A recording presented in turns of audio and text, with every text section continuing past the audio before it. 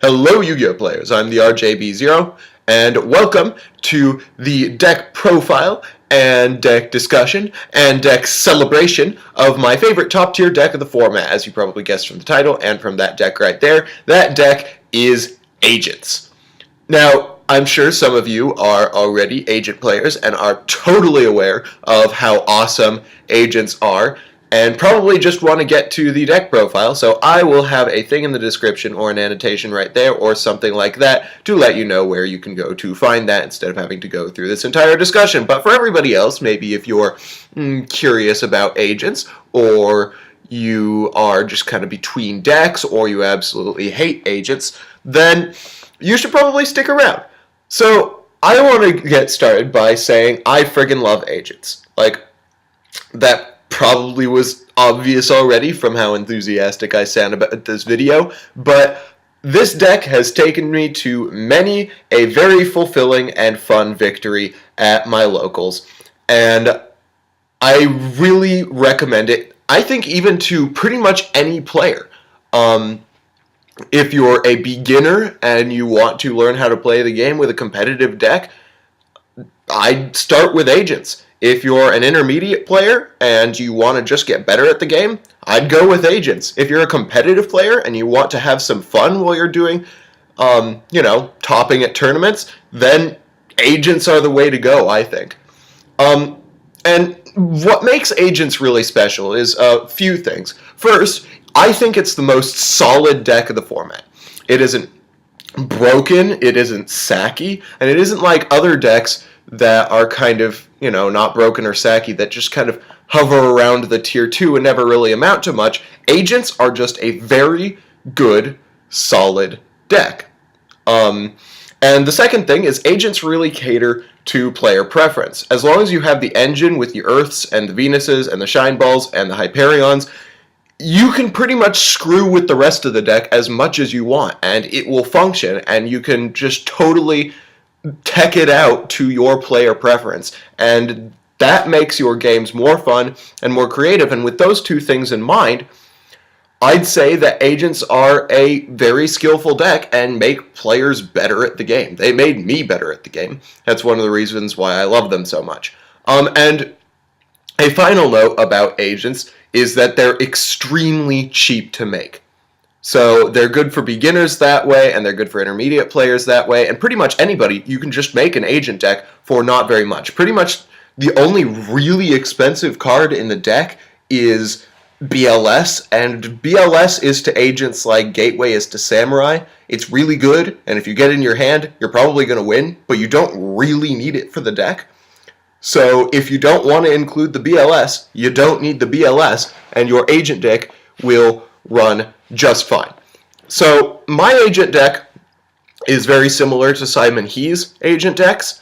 I really like that playstyle. It's very control-oriented, and it doesn't leave your opponent the option of really disrupting your strategies by clearing your back row or whatever. And with so much back row hate in this format, I just really like having a deck that can't be killed by back row hate.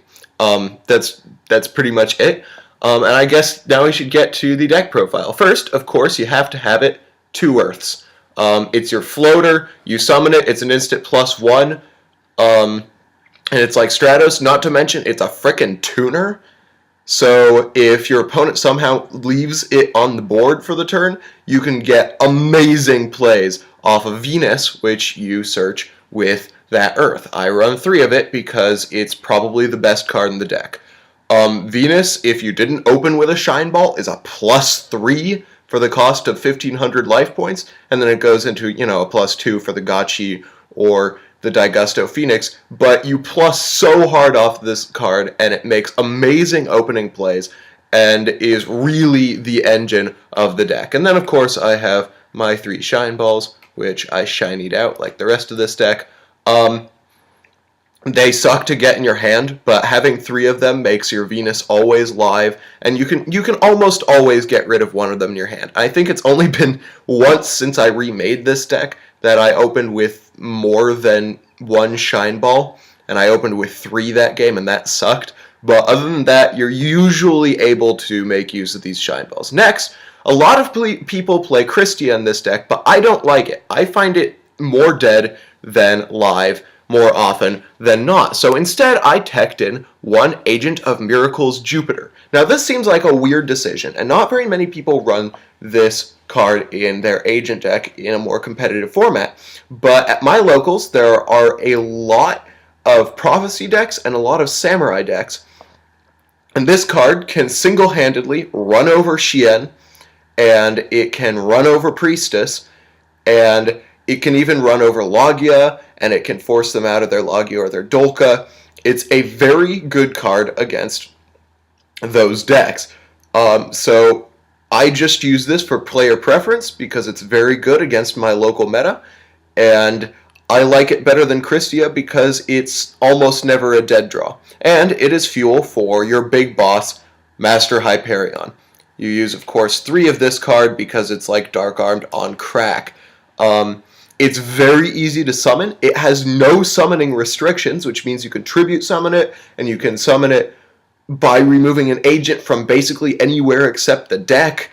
And then you can pop a card. It's a plus, and it's on top of that, it's got 2700 attack.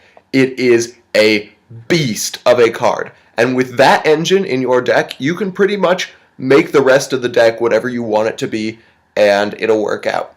So next, I use 2 Tour Guides and a Sengen. I don't use Night Assailant because it isn't really relevant to this deck, and if you have time to set a Night Assailant, you could probably be doing something else. So I like 2 Tour Guides in the Sengen. If you open with the Tour Guide and you don't have any agents in your hand, you can Tour Guide into Sengen and sit on that. So if your opponent attacks the Sengen or blows up the Sengen somehow, you get your Earth and then you go for agent plays. Otherwise, Tour Guide allows you a lot of late game options.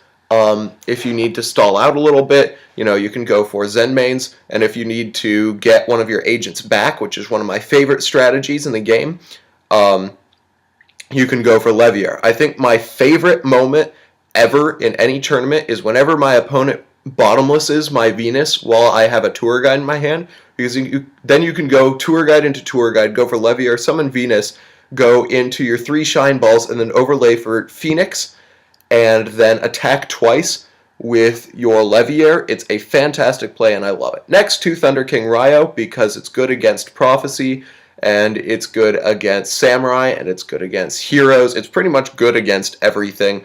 3 is excessive and cloggy, but 2 is really good. Then 1 Spirit Reaper. I'm considering taking this card out for something else. I'm not sure what, though, because frequently things don't survive to the battle phase, but sometimes this card is great for stalling. It won me a couple of games against 6 Samurai. Next, you have your hand traps, 2 Valor, 2 Max C, and then the 2 best hand traps in the game, Herald of Orange Light and Honest. Now, you can vary your hand trap selection a lot in this deck, and that's one of the things I like. You pretty much can change up your hand traps to totally play to your preference as a player. You could play the Trooper Call, the Haunted version, and run 3 Herald of Orange Light and be able to stop your opponent's plays in their tracks. I really like drawing cards because if this deck pluses off a Max C, you can usually OTK with it. I really love Max C. And then Valor, sometimes you just have to stop a play. And of course, Herald and Honest. Herald can get rid of that dead Shine Ball, and it can really stop a play in its tracks. You can, take out Stratos, and you can take out Shien if you Dark Hole and then Herald it. So it's great. And then Honest, if you're running an agent deck or any light deck, you absolutely have to have Honest. Next, Double Tragodia, because you can pretty much synchro or exceed for any level or rank that you want with this deck. And you almost always have quite a few cards in your hand. This deck plays very conservatively the majority of the time. And then 1 Gores, because I don't really run traps.